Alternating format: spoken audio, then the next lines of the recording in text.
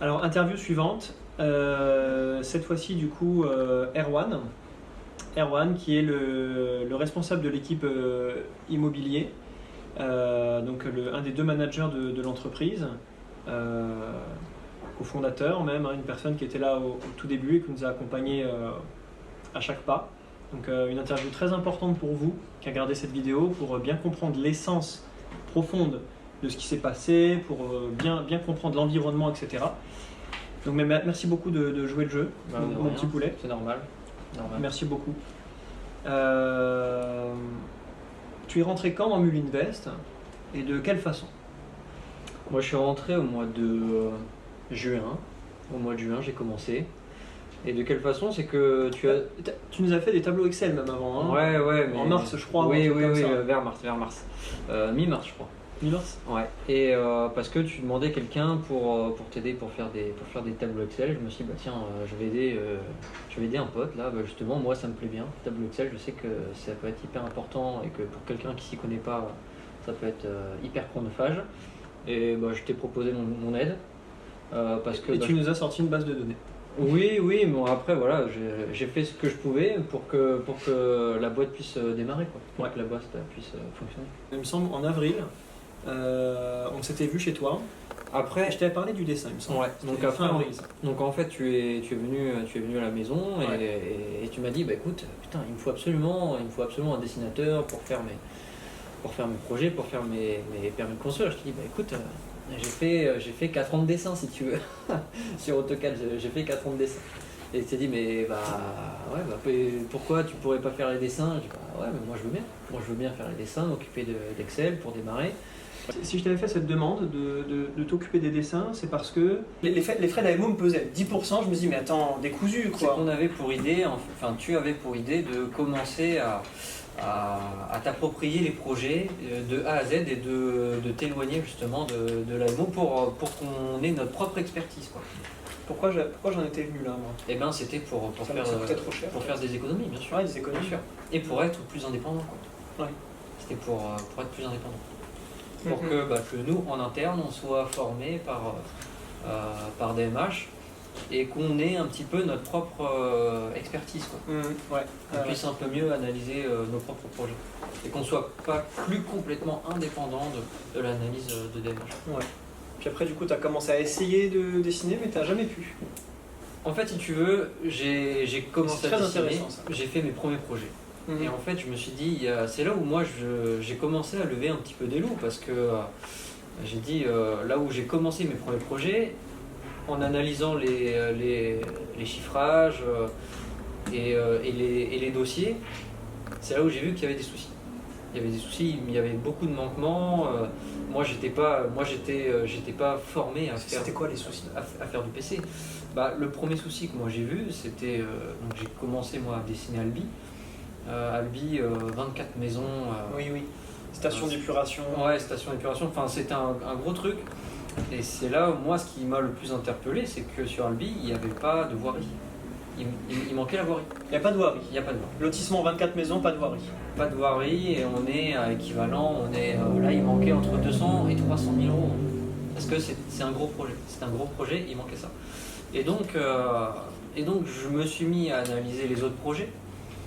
Vu que moi, j'ai pas l'expertise, mais bon, inutile d'être expert pour voir que dans le chiffrage, il manque la voirie, quoi. On sait tous que dans un lotissement, il y a une route. Il y a une route, des trottoirs, il y a des arbres plantés, etc. Donc j'ai commencé à regarder les autres projets et c'est là que j'ai vu qu'il n'y avait pas que sur Albi, il y avait des manquements, c'était un petit peu partout. Donc j'ai mis mon nez là-dedans et finalement le dessin, je l'ai mis un petit peu de côté pour plus faire de l'analyse technique de projet. Mais au-delà de ça, au niveau du dessin, c'est que moi j'ai fait du dessin de CVC, donc de chauffage, ventilation, climatisation. Mais j'ai jamais fait de permis de construire. Et ça s'improvise pas. Là, on voit Arthur, c'est une formation d'1 an. C'est une formation d'1 an en tant que dessinateur de permis de construire. Je me souviens aussi, ce qui t'avait bloqué un petit peu, c'est qu'il n'y avait pas de cahier des charges de ASM.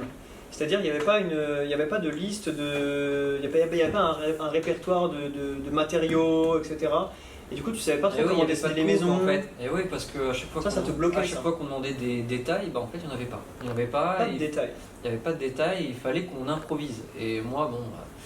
Alors que avec- normalement, un vrai constructeur, il a déjà des maisons types, il a déjà des maisons de type on connaît les matériaux au et plus des coupes, au en plus- fait, au plus fin, quoi. des coupes de détails. Des coupes de détails. Et nous, il faut qu'on se base sur ça pour réaliser nos dessins, en fait. Ouais. On se base sur ce que nous donne le constructeur, sauf que le constructeur nous a rien donné, donc il fallait qu'on se base sur rien. Et moi je pouvais pas, j'avais beaucoup de mal, j'étais bloqué pour dessiner sur ce que moi je pensais le mieux, mais moi j'avais pas de formation en fait pour ça. J'étais pas formé à ça, donc je pouvais pas Et en fait, du coup, tu m'improviser. as soulevé les problèmes qu'il y avait, et rapidement, en vrai, tu as basculé sur le côté un peu plus administratif de l'immobilier, en fait. Oui, oui. Parce que c'est la racine, en fait. C'est là où j'ai commencé. Ouais. Et donc, tu es monté en compétences, tout ça, septembre, les premières formations. Quand tu as fait ta première formation, tu as ressenti quoi? Est-ce que tu t'es dit, ouais, on est à côté de la plaque? Là, en fait, je me suis dit, là, c'est un gros morceau. C'est un très gros morceau parce que sur place, quand moi je disais ce que je faisais et quand les formateurs voyaient que j'étais très intéressé, hein, certes, mais que j'avais aucune base ou très peu de base, ils m'ont tout de suite fait comprendre que oui, effectivement, on était vraiment à côté, quoi. On était à côté et qu'il y avait un monde qui nous. Comment dire? Il y avait un gros cap à passer, mais qu'il n'était pas insurmontable. Il y avait un gros cap, mais en étant bien entouré, c'était pas insurmontable. C'était challengeant, très dur, mais c'était loin d'être insurmontable. Ok, donc du coup tu as fait d'autres formations après. Ouais. Est-ce que tu as senti qu'à un moment donné tu commençais à maîtriser? Maîtriser, non, parce que ça serait hyper présomptueux en fait, de dire qu'on maîtrise, parce que ce métier-là de promoteur, oui, ça improvise pas. En fait, il faut des années d'apprentissage. Et donc moi, mes formateurs, notamment que j'ai eu à Paris, tous, ils avaient entre 60 et 65 ans. Ouais. Et ils disaient, mais même encore maintenant, on en apprend tous les jours. Donc c'est et tous les jours, et sur chaque projet, tu en apprends. Donc c'est pas une formation de 3 jours où tu peux dire, ouais, c'est bon, je maîtrise. Non. C'est que bon, tu as des petites bases et sur lesquelles tu peux commencer à travailler, mais je savais qu'on était loin de maîtriser. On était vraiment très loin de... C'est tellement dangereux de se dire qu'au final, on s'est retrouvé avec un business model dans les mains, qu'on était très loin de maîtriser, un business model très difficile. Et donc, non, moi, j'avais pas conscience de la difficulté en réalité. Hein. Et c'est quand je t'ai vu monter en compétences, que toi, tu me rapportais les choses, c'est là que je me suis dit, ça va être un morceau. Hein. Oui, c'est là. Au fur et à mesure du temps. Mais c'est vicieux parce qu'au plus on avançait, au plus on pouvait plus reculer en fait. Je sais pas si t'as ressenti ça. Mais... moi, ce que je ressens qui est un peu bizarre, c'est que c'est un peu comme un enfant.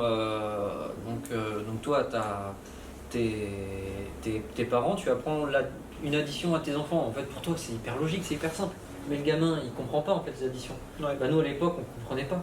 Parce que c'était la promotion où on te dit 2 plus 2 c'est 6. Ok, ça a l'air d'être simple en fait. Alors qu'en fait c'est 4. Et quand tu commences à apprendre un petit peu tout ça, tout le cheminement, le métier, enfin rien que l'enveloppe du métier, tu te dis ouais non en fait c'est hyper compliqué. Et c'est vrai que à l'heure actuelle, avec les connaissances qu'on a, si on avait été un an en arrière, ça aurait été beaucoup plus simple en fait on aurait vu de suite qu'il y avait un loup, qu'il y avait des soucis. Ouais. De suite. En bas.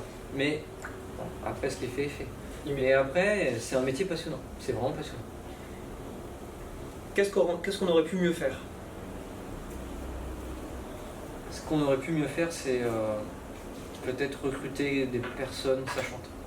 Ouais, direct quoi. Plus vite. Ouais, plus rapide. Avant quoi. Faut pas attendre dessin quoi. Parce que c'est ça qui nous a fait perdre du temps aussi.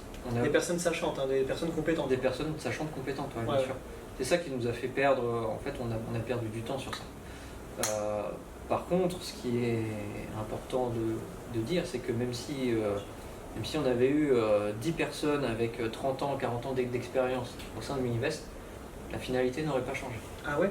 La finalité n'aurait pas changé, puisque le business model en lui-même, avec le crowdfunding, du total crowdfunding, ça veut dire que tu payes absolument tout, tu payes le terrain, tu payes la totalité de la construction, tu payes absolument tout. Normalement c'est un 5e.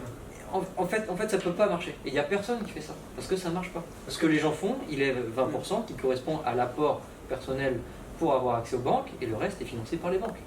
Ou par la VFA, ou par la vente sur plan. Mais le total... C'est-à-dire que proposer 10% par mois sur un projet comme Gamache, c'est quoi? C'est viable?